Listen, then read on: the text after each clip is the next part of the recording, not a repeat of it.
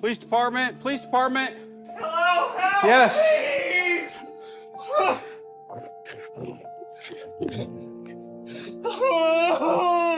Jimmy was found in the basement, sobbing over his unresponsive wife's body. As he grieved, he continued performing CPR. How long has she been down? Do you have any idea? Do you have any idea? Can't be more than about 20 minutes. Okay. Oddly enough, Amy didn't have any significant injuries, except for a very faint mark near her jugular. By 8:57 p.m., more officers arrived along with several EMTs. They piled into the basement to take over Jimmy's life-saving efforts. Now that Jimmy had a moment to process what was going on, he dramatically ripped his shirt off and broke down on the basement floor. He was able to quickly compose himself and continued to observe the EMTs aiding Amy. Jimmy alternated between complete composure and emotional outbursts several times. You want to come upstairs with me real quick? Okay. As you can see, Jimmy seemed calm as he walked up the basement stairs, but as he entered the kitchen, he unleashed his wrath onto an unsuspecting bowl of potato chips. The officers weren't sure what to make of this erratic behavior, especially since they had no clue what led up to the discovery of Amy's body. Did she make any statements at all? No,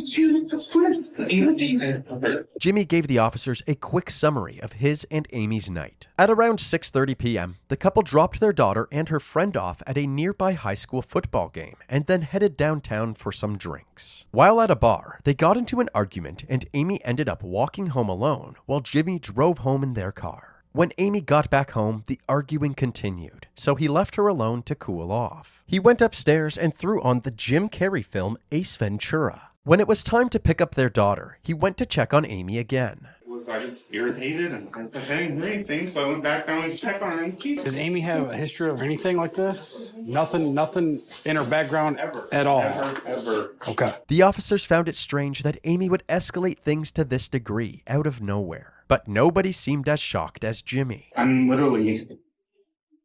hoping I wake up, dude. Unfortunately for Jimmy, this was a nightmare that he wouldn't be waking up from. But suddenly, an EMT emerged from the basement with a glimmer of hope. Huh? What? Says she's fighting. No.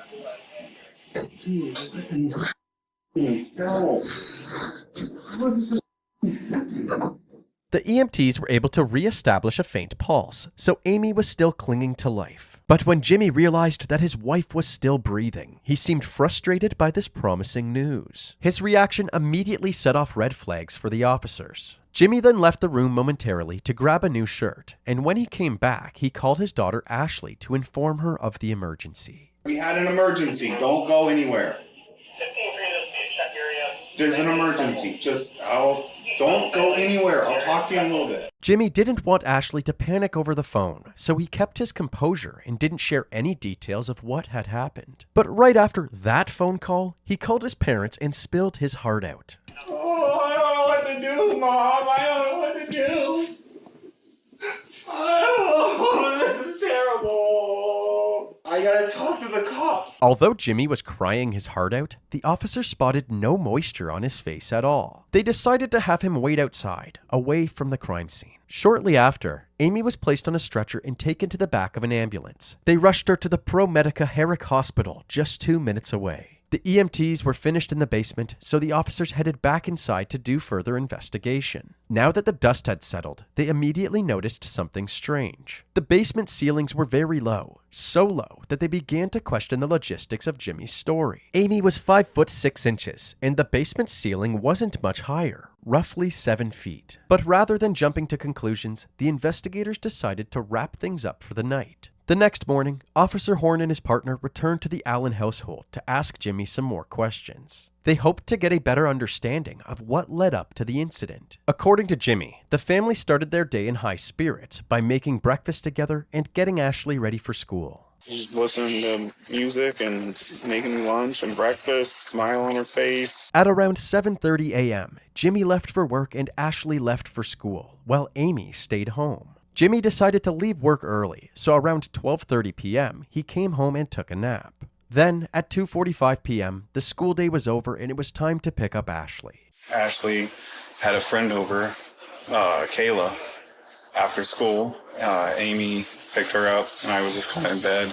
And they came here. She made everybody dinner. 6:30.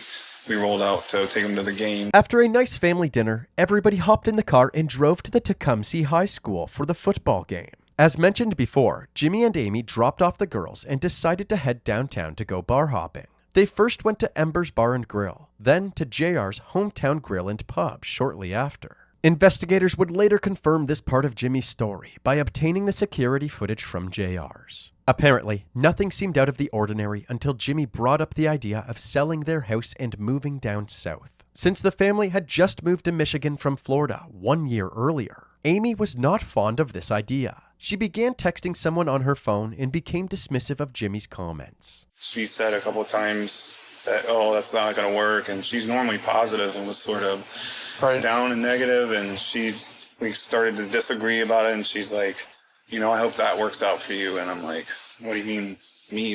I'm talking about our life. Like, and this isn't hardcore planning. This is like you talking about, you know, our future. And she just, well, I hope that works out for you. Jimmy said that this comment sparked an argument between the two. By the time they left the bar, things were very tense. Amy decided that she would rather walk home than sit with Jimmy any longer. This was also confirmed by this surveillance footage, which captured Amy walking down the street, heading in the direction of their house. Amy arrived home at 7:58 p.m. She grabbed an extension cord and then went down to the basement. At 8:05 p.m., Jimmy decided to go check on her. She's petting Louie, one of our cats, and what the hell are you doing in the basement? Apparently, Amy was angry at him for slamming the door in her face as they left the bar. But according to Jimmy, it was just an accident. He did forget to hold the door for her, but he didn't slam it intentionally. Amy didn't believe that it was an accident, so she started throwing insults at him, and the two proceeded to argue for about 10 minutes. Nothing good was coming from this argument, so Jimmy went back upstairs, leaving Amy in the basement with the extension cord. About 25 minutes later, at 8:40 p.m., Jimmy realized that it was time to pick up Ashley from the football game. Before he left, he went back to the basement to squash the beef with Amy. And immediately do that and started, you know, check for a pulse. When I glanced down there, I saw there looked like a upturned kitty litter pail. Huh.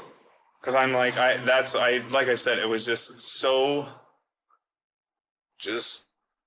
Sure. The officer asked if there were any signs that something like this might happen, but Jimmy said that he could never have seen this coming. you know, spent all night kind of thinking and playing back what triggered what was. Has she ever tried anything like this before? Never had anything ever. Like, we live a healthy lifestyle. We work out. We go rock climbing 3 times a week in Ann Arbor. We like cook meals at home. We grow our own vegetables out here. Money trouble. No, I mean, this is like the pinnacle of, like, you know, best job I've ever had. I make great money. She's a stay-at-home mom. She takes care of the 5 cats, the pool, and is there for my daughter doing sports and activities. Sure. The officer then asked if he and his partner could do a more thorough search of the home, and Jimmy agreed. With the help of their new recruit, Louie, Jimmy's cat, the officer scoured every room in the household, hoping to find any clues that could explain last night's incident. They weren't able to find any bombshell evidence, but they did collect several items that belonged to Amy, including her computer and cell phone. Following their search, Officer Horn headed back outside to speak with Ashley. She was visibly shaken up by the incident, but the detectives needed to know if Amy and Jimmy had a history of violent altercations. Were your mom and dad fighting at all yesterday that you recall? No, but everything was normal when I left. When you left? Okay. Is there a history of the, like, fighting or arguing or anything like that? Nothing ever? Okay.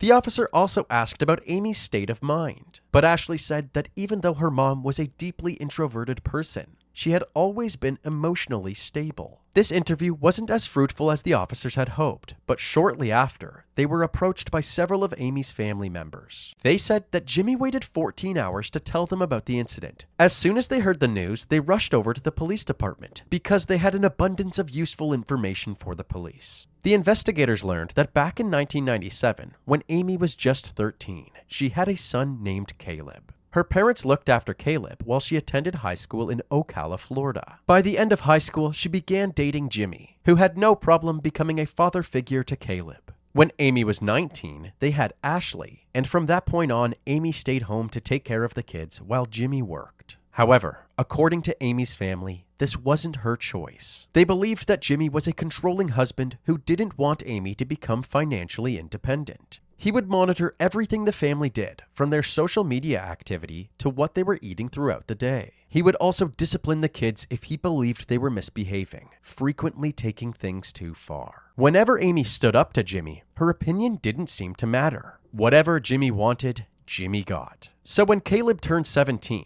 he left to stay with his grandparents. Jimmy retaliated, telling Amy that she was no longer allowed to speak with her family, including Caleb. One of the last times Caleb saw her was at his high school graduation a year before the incident. But other than that, Amy had minimal involvement in Caleb's life. All of this evidence was extremely damning for Jimmy. It wouldn't be a surprise if an abusive and controlling husband tried to murder his wife. But if the police wanted to bulletproof their case against Jimmy, they needed to answer one big question. What was Jimmy's motive? Unfortunately, before the investigators could answer this question, they received tragic news. On September 17, 2018, after being unresponsive for 3 days, Amy was taken off of life support and pronounced dead. With a possible homicide now on their hands, the authorities pressed on with their investigation. They decided to look for answers in Amy's cell phone. In her text with Jimmy, his controlling behavior was on full display. He had somehow been tracking Amy's every move. He would frequently text Amy her exact location and ask her why she was there. Despite all of Jimmy's torment, Amy seemed completely fine in her other conversations. This evidence strengthened the case against Jimmy, but the detectives still couldn't pinpoint an exact motive. That was until they looked through a conversation with a man named George. George was a married man from the East Coast that Amy had met online and had been texting for the past 3 years. Based on the explicit content of the messages, it was clear that they were having an affair.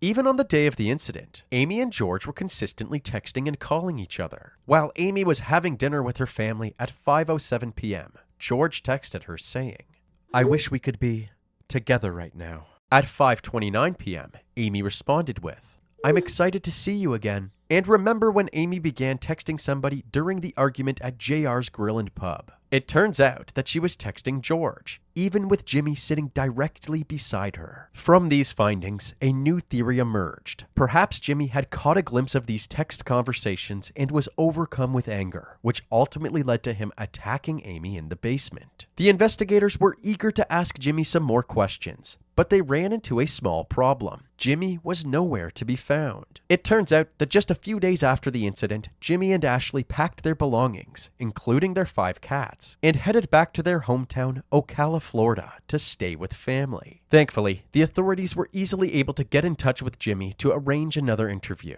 He told them that he would be back in Michigan in a few weeks to grab some of his stuff. Since the Tecumseh Police Department had limited personnel and resources, the Michigan State Police had taken over the investigation, and Detective Larry Rothman was put on the case. 1 month after Amy's death, he met Jimmy at the station for a formal interview. During his stay in Florida, Jimmy had plenty of time to reflect on his relationship with Amy, and he was forthright with the detective about his shortcomings.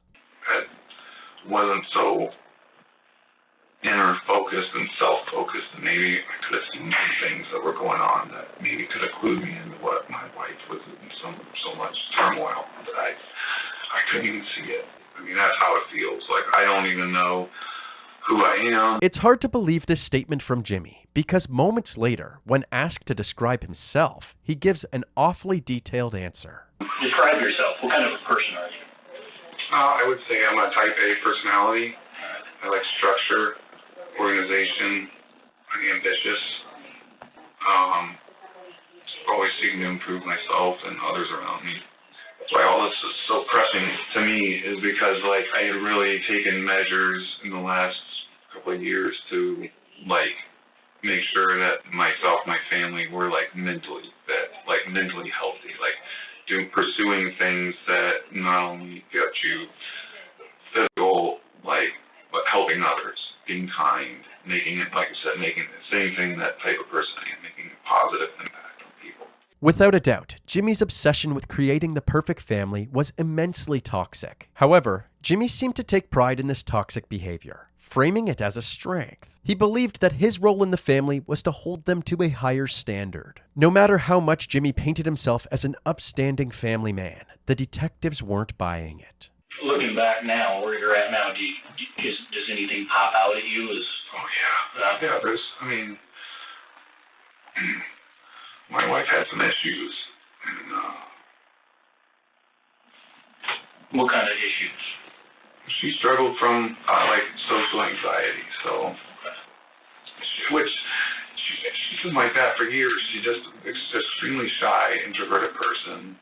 She never developed relationships in Ocala. She didn't have any friends.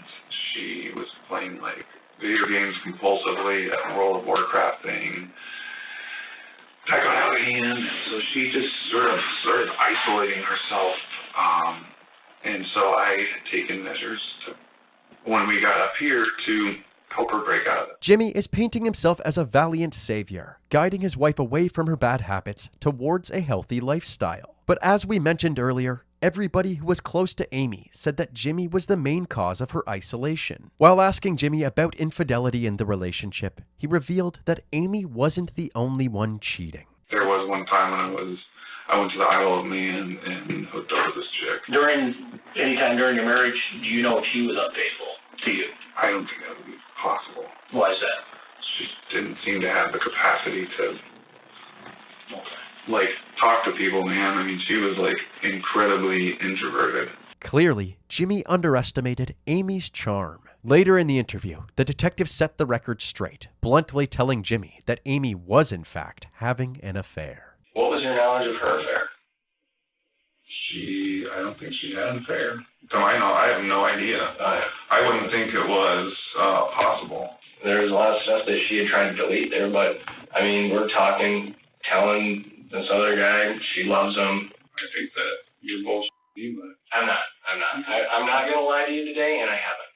So I'll just tell you right now, I don't believe it. Jimmy seemed to be in denial, so the detective printed off some excerpts from Amy's conversations with George, some more risque than others. And then the chats lead up to the 14th, the same day that this happened.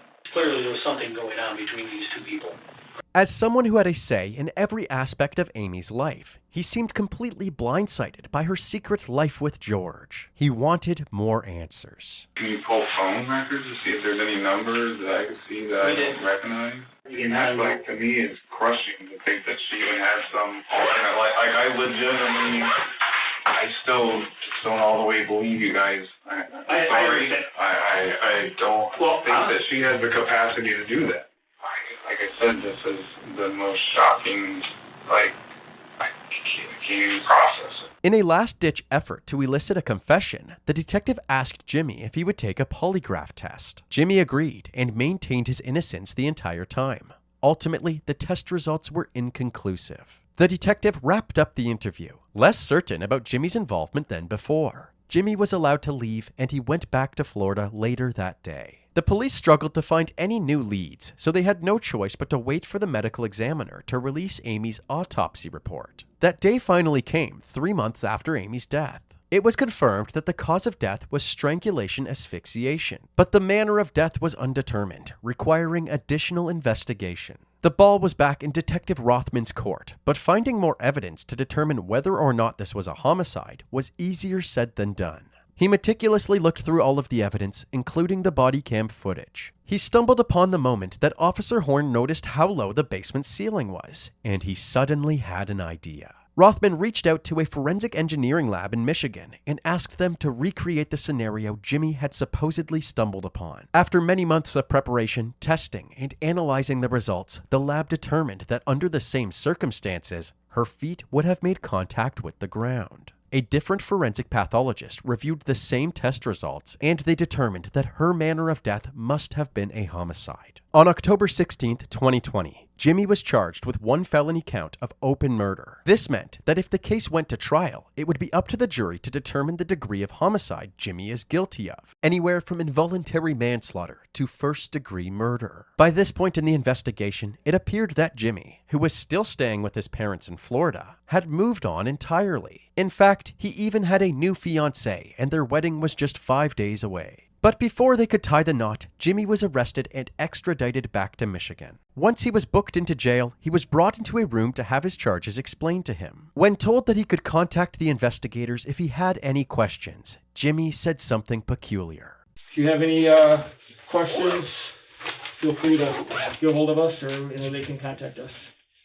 Okay? Just how you sleep at night. Oh. Well, I guess I don't understand that question. Okay.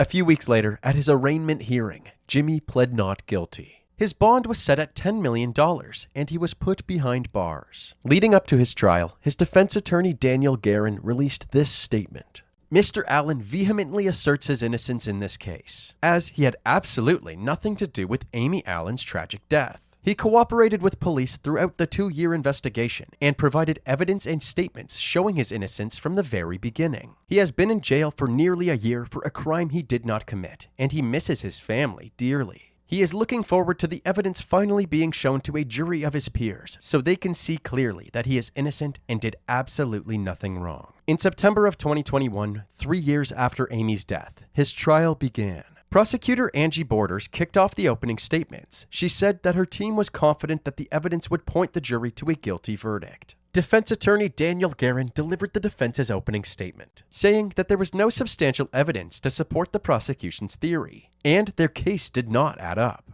The people want you to believe that Jimmy Allan, for reasons nobody explains or guesses or understands why, snaps after 15 years of marriage, brutally kills his wife, goes up into cover-up mode, does all of this cover-up, and then gets the police there at 8:52 to start showing them evidence of this hanging. They also pointed to Jimmy's search history that night, suggesting that murder was the last thing on Jimmy's mind. The phone searches they get from Jimmy's phone shows that he's looking at searches for Jim Carrey movies and other Showtime shows, the exact shows that he had told police that night that he had watched. One of the key witnesses for the prosecution was Amy's son Caleb. He told the court about an altercation with Jimmy while he still lived at home. I stood up, pushed him against the wall, and there was a second of fear that came over me, and I realized what I was doing, and I let up, and then I was spun around, or maybe I turned around, and then I was choked from behind on the floor for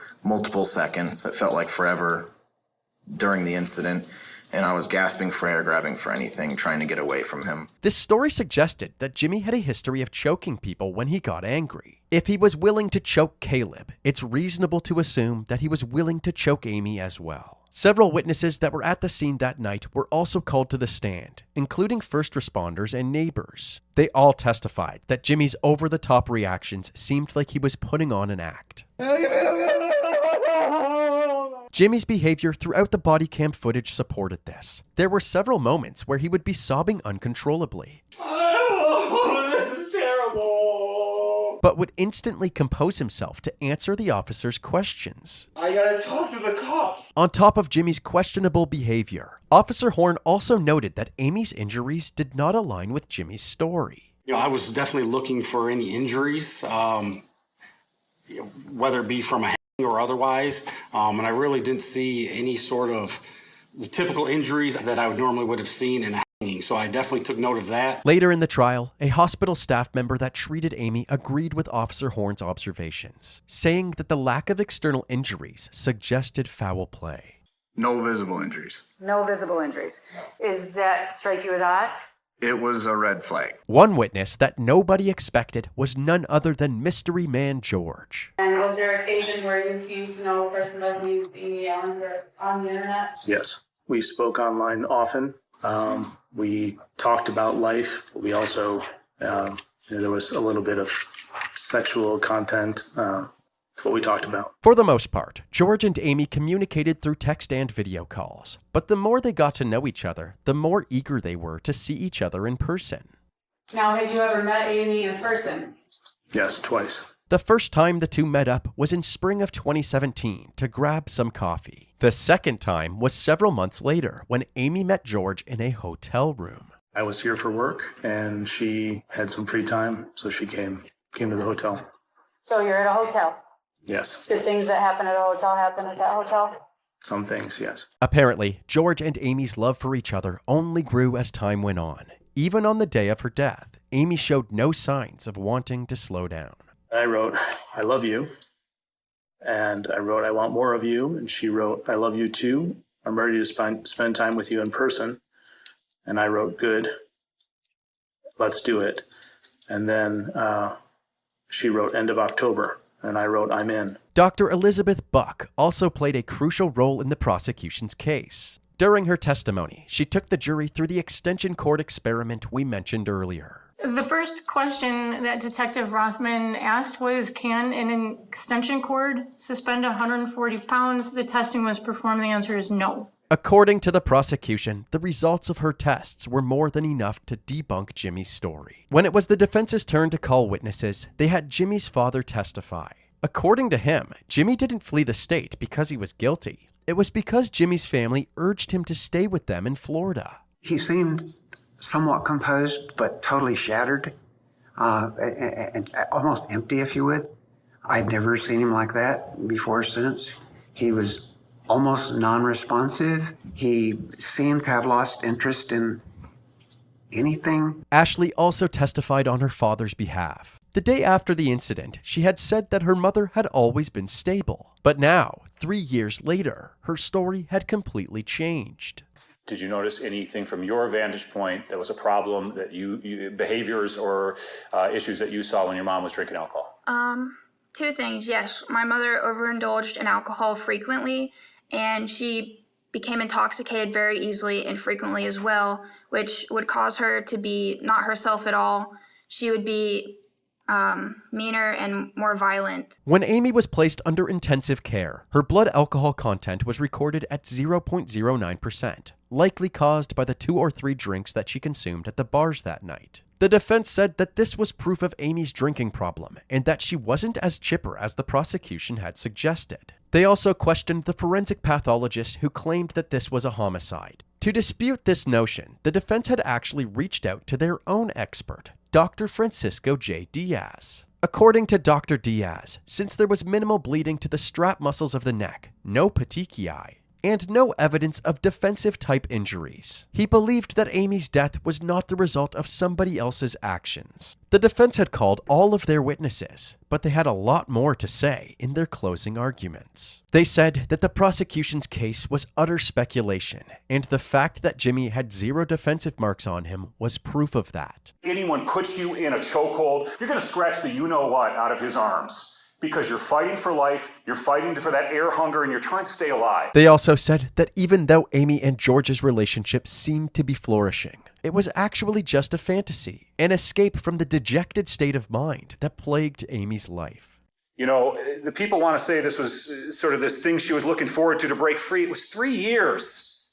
3 years, and they have 3 years to meet, and they meet one time for 2 hours. She was not talking to her family. She was isolated. She didn't have a job. She was socially anxious. And that is not to beat up Amy Allan. It is to tell you that she was living sort of a double parallel life.